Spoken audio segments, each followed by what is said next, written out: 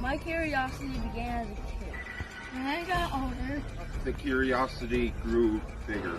Welcome to Minnesota Spear Hunters live hangout and interview, where we interview live people to talk about their ghost experiences and much more.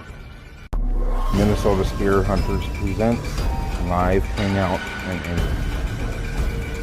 Interviewing some of the biggest names such as Rob Guttrow, pet medium and paranormal author.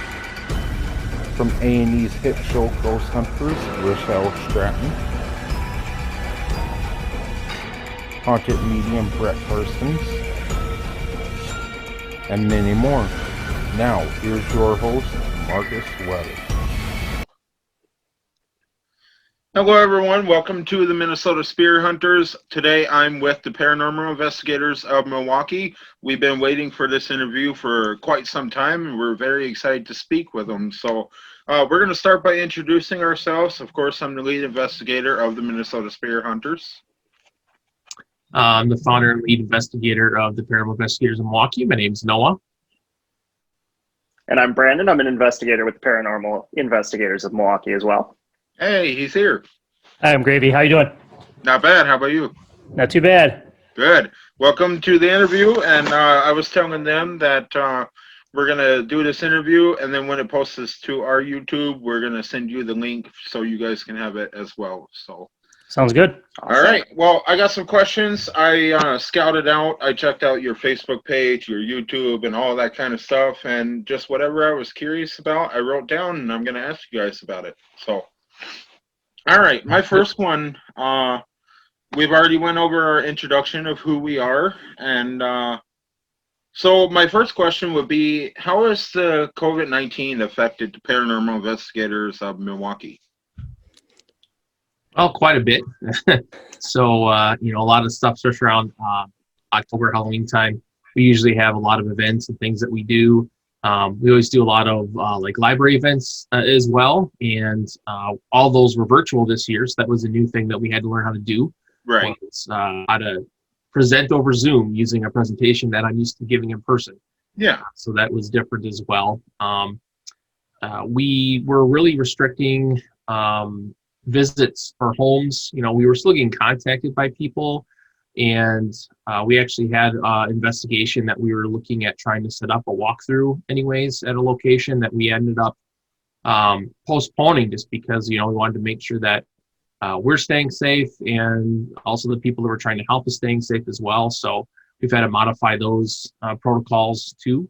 Then obviously during Halloween we weren't able to do our public events and things like that we normally do as well. Right. And then, however, there is a silver lining to that too. This has allowed us to spend a little bit more time writing posts and filming our paranormal review series and getting that up to our YouTube as well. The place where we usually film that is much less busy, and getting in there has been more of a possibility. Perfect. And how about you, Gravy? Has anything affected you in any way, or? Yeah, sitting at home and not getting out there to investigate has been is really taken its toll on my well-being. Hanging out with these guys, investigating, doing all that fun stuff is just it really sucks. COVID has really been a pain in that way, and I hope 2021 is much better, and I really hope to hit it full force next year. Oh yeah, locations. So. I agree. For our team, we started our team back in September, so we're a fairly new team. And we haven't really been able to do stuff. We haven't had to have our whole team together yet. It's been 3 to 4 members with us for each event. And we've only hit up like 1 or 2 cemeteries. That's all we've been able to do. So we got a whole season planned out for 2021. So we're going to hit that hard. And hopefully, this pandemic doesn't shut us down again, Right. So, yeah. My next question, as a paranormal group that has been in the business for some time, what advice could you give my team as a team who's just starting out? Well, the number one thing I would do is pick your equipment wisely. And don't use the TV shows as how-to videos on how to do investigations. They're made for entertainment purposes, and so they leave out a lot of important bits that are really key to make sure you're having a successful and useful investigation. Those are probably my 2 pieces of advice. Perfect. Yeah, and just to curtail off of that, there are things as simple as which audio recorders you're choosing. We specifically like to use the Zoom H1, and we might be switching to the H1N soon, just kind of depending on availability. But the quality that you can record in is so important. These can record up to 96 hertz and 48 bit, which means that the amount of information it captures in that sound is incredibly clear and good, as opposed to something like the Panasonic recorders that you see on something like Ghost Adventures, where they're really compressing that audio, creating artifacting in that sound, which is just kind of like garbled noise. And sometimes that can sound like a person talking. Yeah. And ultimately, at the end of the day, you don't want to create false positives, because when you're presenting that as evidence, the only person that's going to look foolish is yourself or your team if you don't have something that's substantially, real. So it's important to, have the best audio, best video, and really, really research your equipment, know how to use it, because the last thing you don't want to do is present evidence that isn't really evidence at the end of the day. Sure. Yeah. Perfect. And Brandon actually is holding a Zoom H1 in his hand right now. I sure am. It looked like he was dying to show it off. I was. And where can we pick up one of these pieces of equipment? Right now, you can get them on eBay for about anywhere between like $60 and $90, depending on what kind of deal you can get. Okay. There is the H1N that is out there now in most music stores and Best Buys that you could also pick those up. They're a little more pricey. 110 for those. But. Yeah. Personally, we like just this. a note on the H1s, these have actually been discontinued. And that's why eBay is kind of the best place to get them. And as Gravy was saying, that like $60 to $90 range is really the sweet spot. Okay. And in our team, we probably have about 10 to 20, somewhere in that range, of these recorders. Wow. At least. Yeah. Probably more than that. But the H1N is basically just a newer version of the H1. We did a comparison. There's not terribly much different, but they changed the body style slightly, and they the microphones, I think, are supposed to be slightly better. But if you can get an H1, a used H1 will be perfectly fine. And the worst thing that happens with those things is the card. It records to a micro SD card. Okay. So it takes up to a 32 gigabyte card, which is really nice, because then you can record at a very high quality for. So the one we use, we can record for over 30 hours straight, and it runs off one AA battery, and it'll run. It won't run for that full 30 hours in that AA, but it'll go over 12 no problem. Wow. On that one AA. So, it's definitely worth the money. It's got 360 mics, so they're mics that are crossed like this, so that you can get a good idea stereo-wise where that sound is coming from. And so we really like them a lot, and they're nice, small, compact, easy to use recorders. So I would really recommend, if you can find those, to get those.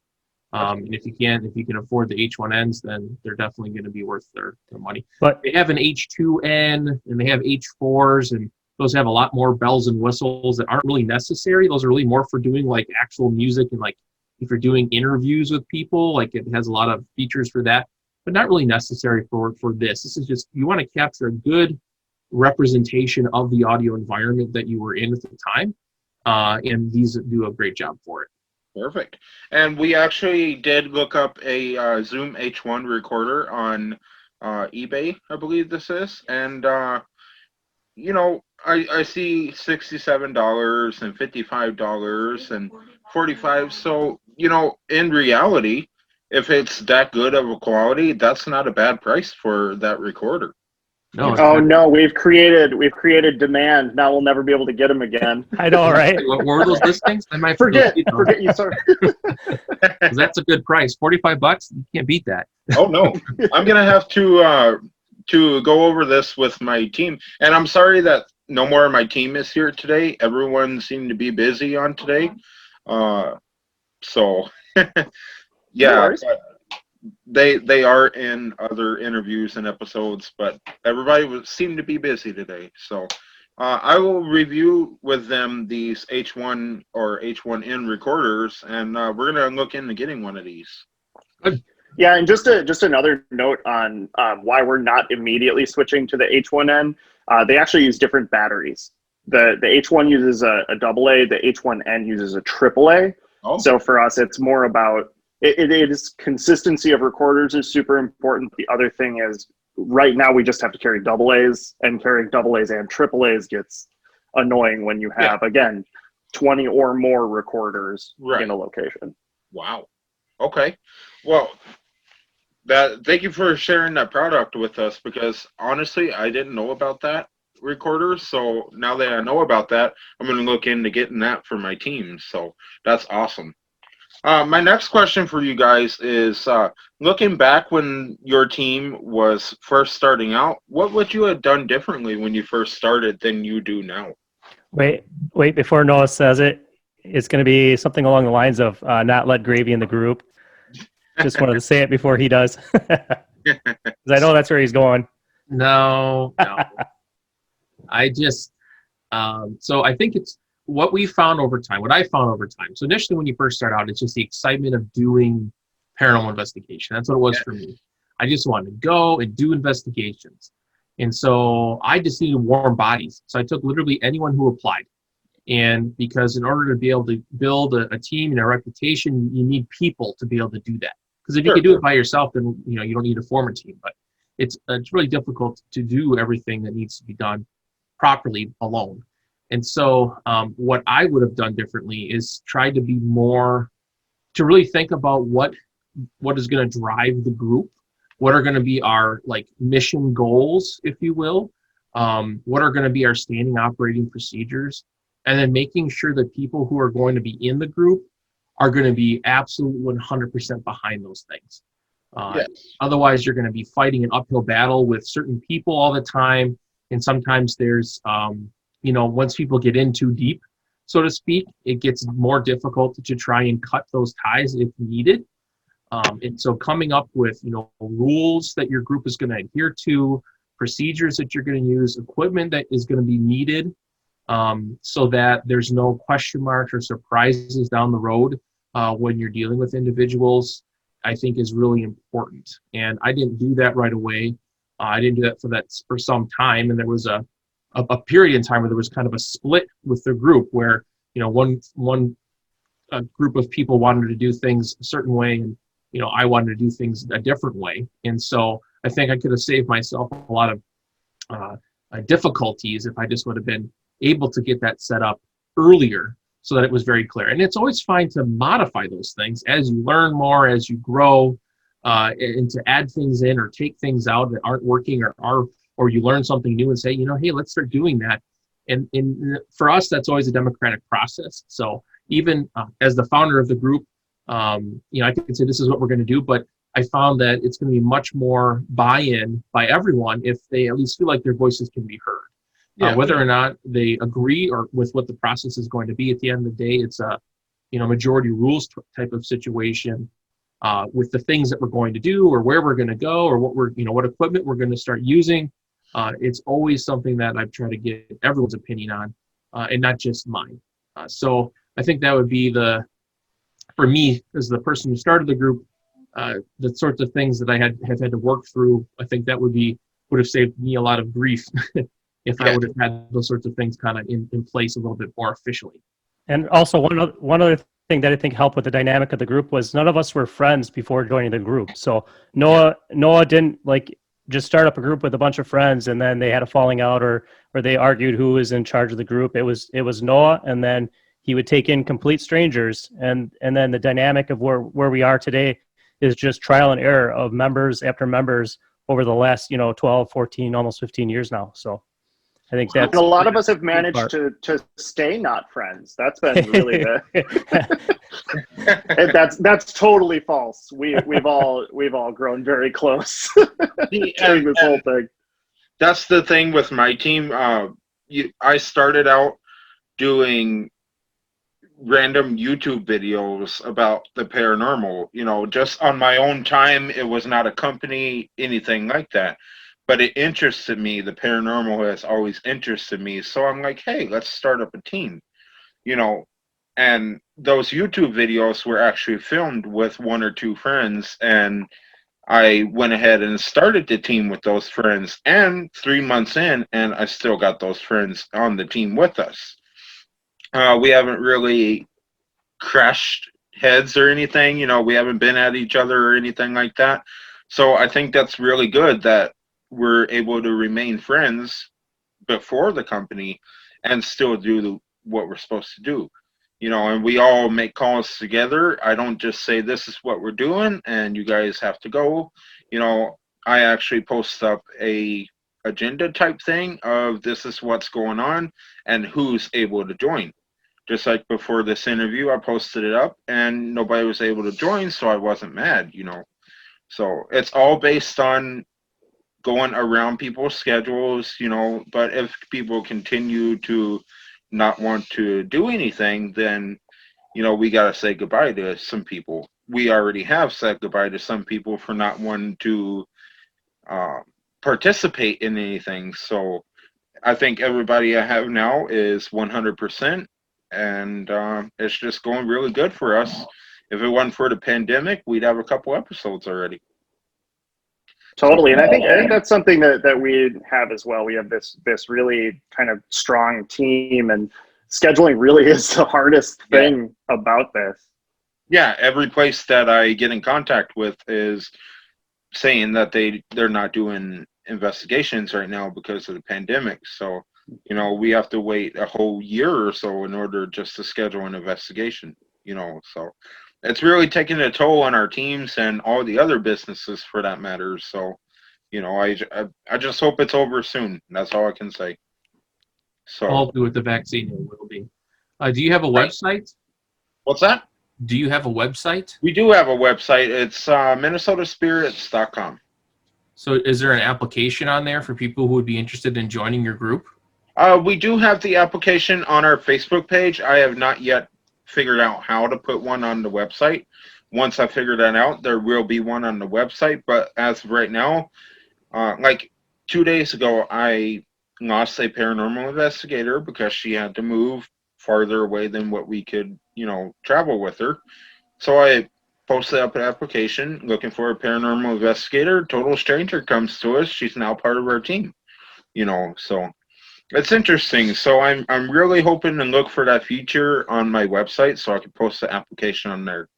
So yeah, so I was just going to say, if you look at the application we have on our website, you can see like all of the like disclaimers that are on there before you start filling it out. And those are things that we added in again over time. As we're like, these are the type of people that we're looking for. These are the type of things that we're going to be doing. This is the type of like mentality that we need from the people before they even apply. To try and say like, our type of investigation style may not be for everyone. And so we try to kind of spell that out as clearly as possible before they apply. And that's just another way to try and make sure you're getting the right sort of people on your team. So if you have an application on Facebook or you get one on your website, think about those things and what sorts of characteristics that you're looking for, how much time that you think that person needs to be able to dedicate to this every week.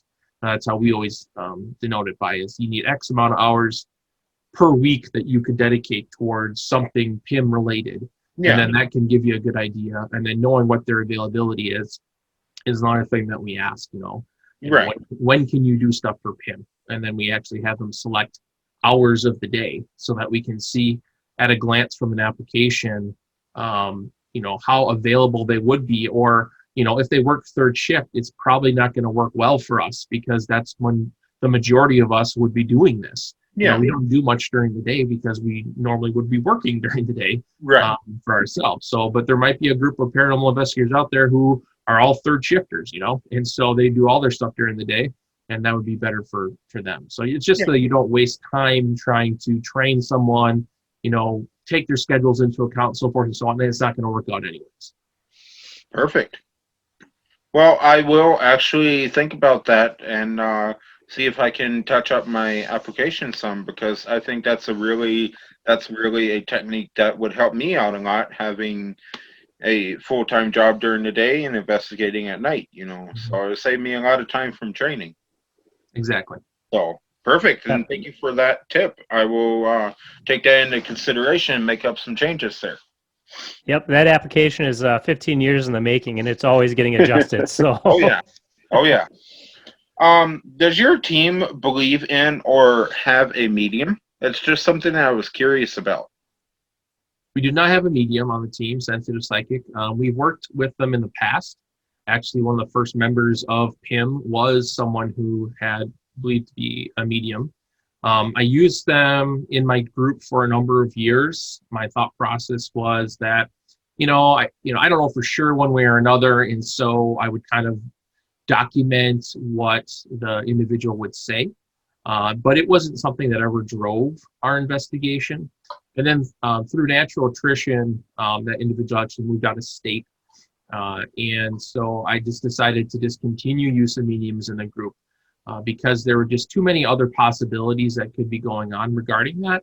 Obviously, trickery is one of them, but I don't believe I personally work with anyone who was like making stuff up. But there are people who can genuinely believe they have abilities and are being very genuine in what they're saying and doing. At the same time, there's no way to independently verify that. And Right. so because of that, as a scientist, it made more sense for me to just kind of discontinue that. And so we don't prevent people who believe they have those abilities from joining the group as long as they understand that that would not be utilized during our investigations. Sure. We're going to focus on what we normally do now. Okay. Perfect. And that is something that my team was actually wondering about, you know, because teams who have it's interesting to see what they feel or, you know, things of the sort, but sometimes it's best to utilize the investigation without a medium just to prove that you are seeing what you see or hearing what you hear, you know, instead of getting that opinion from the medium. Not so much an opinion, but, you know, so that's one thing we were curious about. And I think it's interesting that, you know, you guys used to use mediums, but over time, you know, has things worked out better since you haven't had a medium on your team or? It's more time efficient. I think mediums provide like a dialogue, if you will, that can make it seem like you're getting more activity because someone is saying that they're hearing this or seeing that, and then you have something to do, if you will. So and so says there's an old woman in that corner. Okay, let's go over there and take some measurements and readings and so forth and so on. So I mean, I think it can make the investigation more interesting because it's not just set up equipment, do an EVP session, investigate, debunk, that sort of thing. And it definitely has an entertainment aspect to it. But at the end of the day, when I was looking at, what am I gaining from this? Am I getting evidence that is tangible from the use of this? And the answer to that question was no. So at the end of the day, we want to try to make the best use of our time in a location. And so we have found that that time was better used in, better equipment, better location setup, and spending time trying to take the claims, and if there are evidence of video, audio, whatever, from a location and seeing if we can replicate it at all. Again, trying to find that debunk explanation of things that have happened there. Because if you can explain something and recreate something, then it's not paranormal, then who cares? Like if it's not paranormal, I don't need to worry about it. Yeah. Like focus on the things that I can't explain and the things that I can't replicate and see if we can document that. Right. And so that's where we took, we weren't doing a lot of debunking when we had mediums in the group. And then when the mediums were gone, we were able to take that time that we're using, taking, mediumistic impressions and writing them down and all that sort of stuff. And now we're focusing like, hey, get in, here's the equipment, this is where it's going to go. And now we're going to start, okay, over here in this area was where they captured this picture. Here's the picture. All right, let's see if we can replicate that. What are some ideas? What are some things that we can do? and then we go about doing that. So that's the time that takes time to do. And so I think that's, in my opinion, a better use of that time because it's tangible at the end of the day. Right. Yeah, and it all comes down to that independent verification. Like Noah was saying, a person who believes themselves to be sensitive, psychic, a medium, they could have a really compelling instance of something happening to them, but you can't, unscrew the top of their head and get that data out. We can't send that to another team and say, hey, we caught this thing. We're not going to tell you anything about it. What do you think of it? Do you think that this is paranormal? We couldn't send that to anyone because it doesn't exist. And that's that tangibility we're talking about. Sure. Yeah. And they've even done functional MRI studies on people who believe they have medium abilities and had them do readings. And they've seen that the parts of the brain that light up are imagination and memory. And so, that would indicate that people are probably subconsciously bringing things forward that they don't remember directly, but they're drawing from some experience to be able to come up with the things that they're saying. Sure. That's an interesting aspect that I was not aware of. So I appreciate that explanation. That's very interesting. So as we are a team who is just starting out, what is one piece of equipment that won't break the bank? Maybe it would be that recorder that you were showing me. Yep. I think that should be the number one goal for each one of your members, is to purchase one of those recorders. Okay. Each one of us has ones. We use them as what we call control recorders. They're audio controls for our own person. Okay. And we actually, we use photographer's vests and we attach them to ourselves on investigations. And they're the first things we turn on, the last things that we turn off. And that's just to make sure that we're not contaminating our own environment unknowingly. Because you might think you remember exactly everything that happened during investigation, but when you start doing investigations 6 to 8 hours and you're tired as heck, you forget stuff. And so by having a indisputable audio record of what you did during that time is very handy, and it has really prevented us from putting things out there as evidence that definitely wasn't. It was one of us doing something that we forgot about, or sound travels in very strange ways. So a cough or a sneeze or a laugh echoing up or down several flights of stairs can sound very different, because we still have stationary recorders too. So we have the ones that we wear on our person, but then we also have ones that we're leaving in locations where activity happened. Yeah. And so those things can pick up stuff when there's no one else in the area actually, but the sound travels to that thing and sounds very different than if you were standing right next to the person who created that sound. Right. So I definitely would start with an audio recorder. Okay, and I'm actually going to take down the name of that recorder. What did you say it was called? The Zoom. Yep. ZOOM. Okay. H1. H1? Yep. Perfect. And I will propose this to the team and definitely persuade them to each get their own H1 recorder. And so there's another piece. I just want to say one thing quick. So the H1, first of all, it comes with a 2 gigabyte card. Okay. So I would recommend also purchasing a 32 gigabyte micro SD card, class 10, because that allows for faster data transfer. And again, you will then have that flexibility of being able to record for a very long time. Okay. And if you do end up wearing them on your person as audio controllers, you need to get a windscreen for it too. A little microphone foam ball to go over the top of that microphone. Okay. Because when you walk around with it, it's so sensitive, you'll basically hear like wind motion as you're walking. But if you have a windscreen on it, they cost like $2 for a pack of 5. So they're very inexpensive. And you don't have to get ones that are specific to the H1. Any microphone, as long as it's not like a lavalier mic, it will fit over the top of that, and it works great for that purpose. Perfect.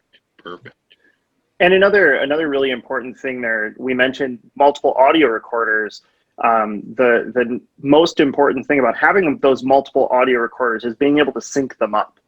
We do something called time stamping, where anytime a recorder is started or anytime something notable happens, we shout out a time that's all off of a single watch, worn by usually Noah in the investigation, and then we can go back and we can go to any recorder in the building and say, hey, I need this down to this second, what happened in this room or across the building. And we can usually debunk a number of sounds and things like that by saying, oh, there was a car driving past the other side of the building and it was picked up in a really, really strange way on this recorder all the way across the building, just by saying, hey, it happened at exactly this time. Wow.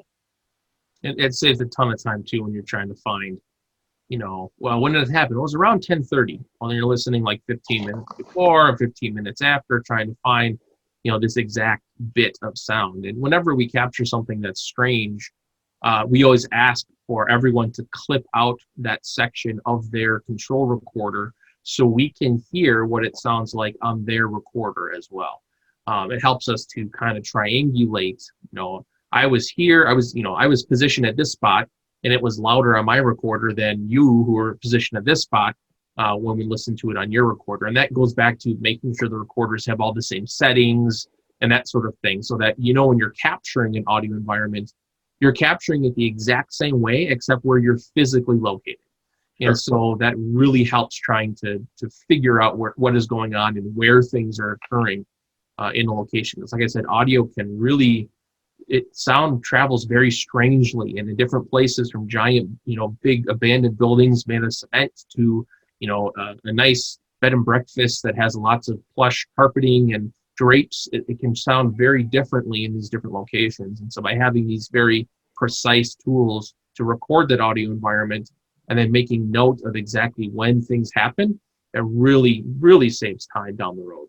Absolutely. And looks like we had somebody in the waiting room. Colleen, or I don't know. Colleen? Yeah, is that Colleen's iPhone? It's not us. Not us. We don't know a Colleen. Wonder if that was me. My team. I don't know. But actually, I want to integrate that timestamp thing into my team. We actually just sent over a message to the team about these H1 recorders. So hopefully everyone gets the urge to go and buy them at H1 recorder. And we're going to try to integrate that timestamp thing into our investigations, because for one, that would save us a bunch of time. Yeah. Instead of going through, you're already miles ahead at that point. right. Instead of going through each recorder, this is what happened at this time, like you said, you can just pull it all from that same time from each recorder and debunk it right there, so I think that's pretty cool, and we're going to try that ourselves. So, another thing I would suggest, don't get group equipment. okay. We don't have group-owned equipment because it's just too difficult if someone leaves the group and they want to, get their money's worth out of that piece of equipment. Everyone buys their own. So we set up what we call the minimal equipment that you need to purchase when you join the group. And anything beyond that is always up to that individual person. Mm-hmm. I've gone through a lot of different equipment, and so I always suggest that people, if they're looking to purchase something, to ask me first, but that doesn't always happen, because there is a lot of stuff out there that looks like it would be useful but really isn't. Right. And so I want people, when they're spending money on stuff, to make the most use out of it. So my suggestion is be like, don't like, hey, let's pool our money together and get this camera. It's like, no, like you should just, if you can't afford it on your own, then don't get it, save up for it over time. But you want to make sure that everyone kind of has their own equipment, but you as a group decide what equipment you think should be required that each person has. Absolutely. So we have a requirement of a photographer's vest, the H1 recorder, and we have a data logger that we also require everyone to get, along with some gear, PIM shirts and stuff like that, because we want people to be easily recognizable as members of PIM. So if you get t-shirts or whatever, you got to buy a shirt. And again, that's something they purchase themselves. And so beyond that, we don't require people to have anything else. But if people would so choose to get more, then we can point them in the right direction. Hey, I have one of these. This works out pretty good. What do you want to get? An EMF detector? You want to get a data logger? You want to get a camera? What are you looking to purchase?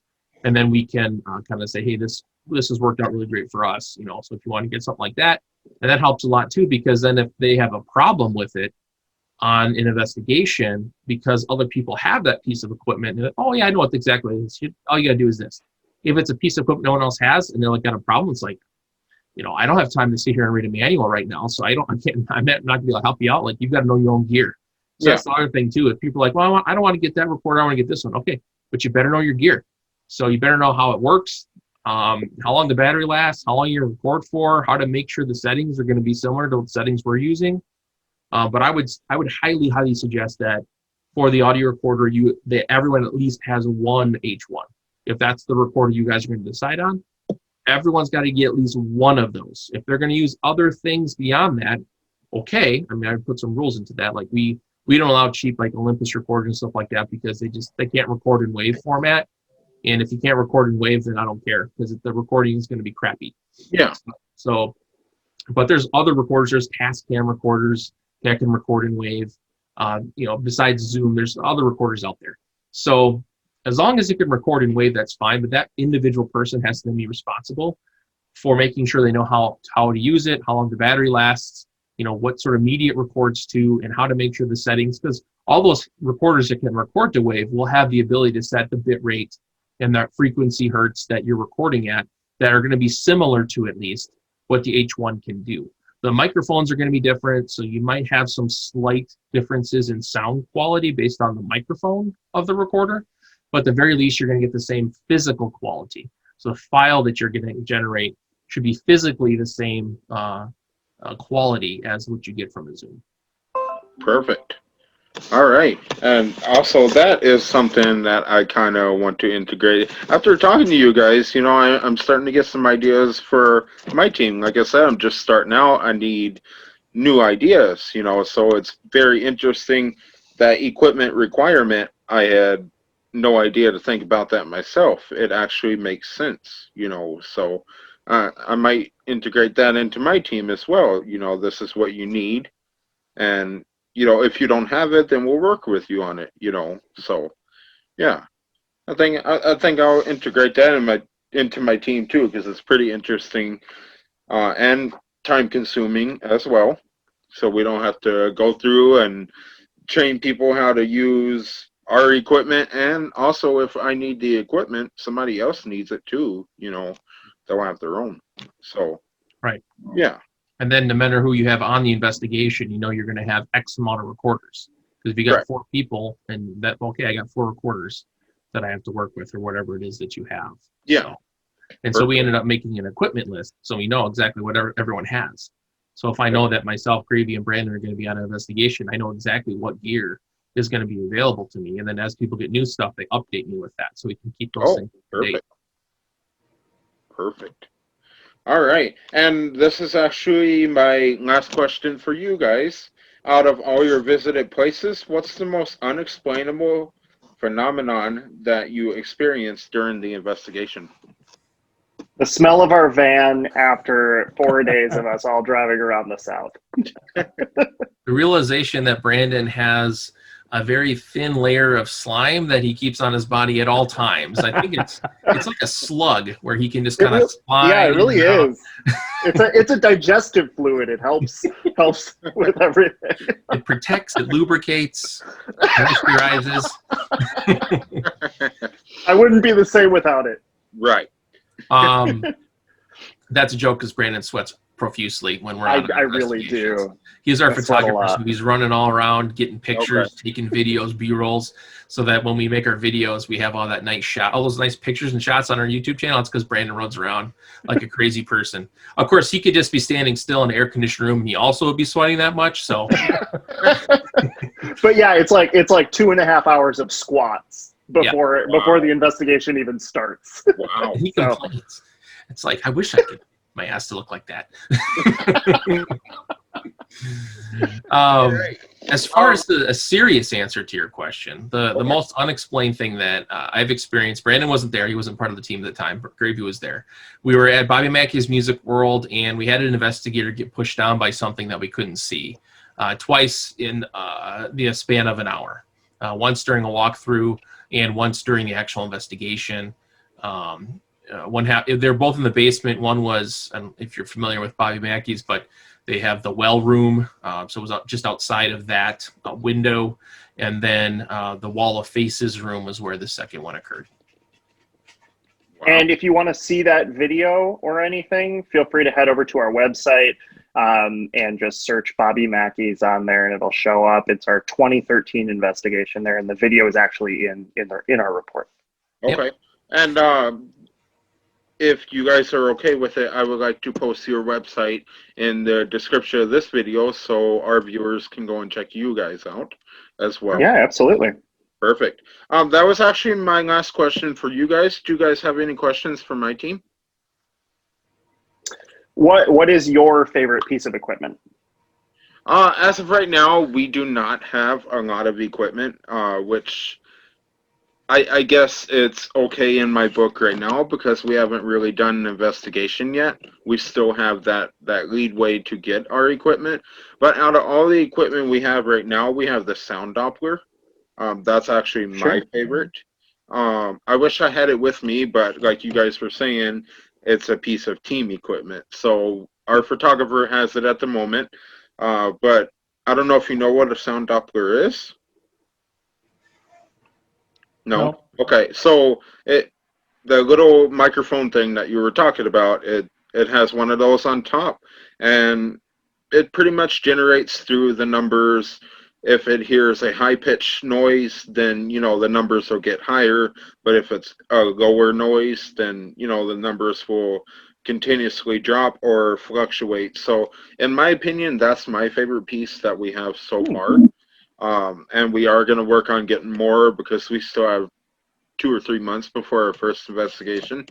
So I'm really going to integrate these last 2 or 3 months in getting everything that we need before we hit the road. So Another thing I would suggest for equipment for you guys would be the EDI Plus. EBI Plus? ED, D is in Dan. Okay. I Plus. It's made by Central Texas Paranormal. Okay. It's a data logging device that has a geophone, which measures vibration. It measures electromagnetic fields. It measures temperature and humidity. Oh. And so it records to a standard size SD card. They cost about $100. Well, they were on sale for $160. I think regularly they're $190. But data logging equipment is very key because you don't know when something's going to happen, and it's much, much better to be able to focus on if something happens to try and going and figuring out what that is instead of saying, oh, geez, I got to get my meters out so I can try to take a reading. Data logging equipment just runs all the time, and then you can all you have to do is again make note of when you start running it, and then it'll graph it over time. All those variables will graph, and then you can say, hey, at 10:36 p.m. in 30 seconds, there was something that happened. And you can go look and see if there was any changes in those variables. Because what you're trying to do is correlate between when paranormal activity happens and if there's changes in the environment. At least that's what we're trying to do. To try to figure out what is the paranormal. And so that would be something I would, put on your wish list or whatever, because they're very useful. I'm trying to get as many as I can because they do have, a limited range that they can detect within, if you will. So having one in each room or area that you're investigating would probably be ideal. So you need fewer, or you need more versus less when it comes to that sort of thing. But any type of equipment that data logs, we have, like I was mentioned, the one for people, it's an X-Tech RHT50. It records barometric pressure, temperature, and humidity. And Brandon has one right there. So that one we also wear on our person. It's kind of like our personal experience detector, if you will. I don't know how often you've been doing it, but you see something, oh, I feel really cold right now. Or something just touched me, or I feel like someone's behind me. So like if you have that device on you, you can at least look and when that event occurred and see if there were any changes in those 3 variables. And at the end of the day, temperature, humidity, barometric pressure changes are a lot of what's reported by people, if they're feeling unnerved or if they have a temperature change. And so that's why we utilize that. So again, something that's constantly monitoring the environment. And you can just go back and just, as long as you're making note of when you started it and when you had something happened, you can use that tool to figure out if anything actually changed. And it removes that human aspect of feeling like, well, I feel cold, or I feel hot, or I feel creeped out. So that's not a tangible thing. You can't quantify that. But these devices can at least quantify those variables for you. Okay. And what was that piece of equipment called? It's an X-Tech, EXTECH RHT, as in Tom, 50. They cost like 130, I want to say, each. They run off a half-size AA, which they come with one, but you can buy them on like Amazon replacements for them. And then the one negative to it is you do have to like pre-set it up. So there's free software to download. It plugs in with a USB port into your computer, and you kind of have to set it up before you start it. And to start it, there's an orange button on the back you hold for 3 seconds, and then it'll start recording automatically and just continue recording. And there it is. Yeah. And fair warning on that, it doesn't work with anything but Windows PCs. Okay. Just in case you have a diverse OS environment there. Yeah, it'll only work with Windows. Perfect. All right. Anybody else have any questions for us? If it comes down the road and you're not sure if you should purchase a piece of equipment, we're always here to help out with any of those answers. Noah has probably purchased the most equipment out of everybody in this group and has the best opinion on most of it. So we usually go to him too when we think we're going to purchase something to see what his thoughts are on it and if it's going to benefit the group. So if you're down the road and you're looking at, purchasing a camera and you're not sure if you should, reach out to us. We'd be happy to help. You know how to get a hold of us. And that goes for pretty much anything. If you want our opinion on what we think of the Spirit Box, we'd be happy to share what we think, our value of that massive, heavy costing paperweight would be for you. So feel free to reach out to us for any of that stuff. Absolutely. Yeah, and even to the extent of peer review. If you catch something and you're thinking like, I don't know, this might be paranormal, feel free to send it to us and we will happily break your heart. That's our. We will give you our opinion on it. Absolutely. Yeah. For the last almost 15 years of doing this. Perfect. And same goes for everyone who's watching this. If you guys have any concerns or anything, I'll post their contact information in the description of this video, and feel free to contact for any advice or anything. So happy to help. Perfect. Well, that's all I have for you guys. If you guys have nothing else for me, then I think we'll go ahead and wrap this up. All right. Thank you so much for having us. Yes, thank you. Thank you for joining. It's good to see you guys, and thank you guys for watching the Minnesota Spirit Hunters, and we'll see you guys next time. This program is intended for mature audiences. Parental discretion is advised.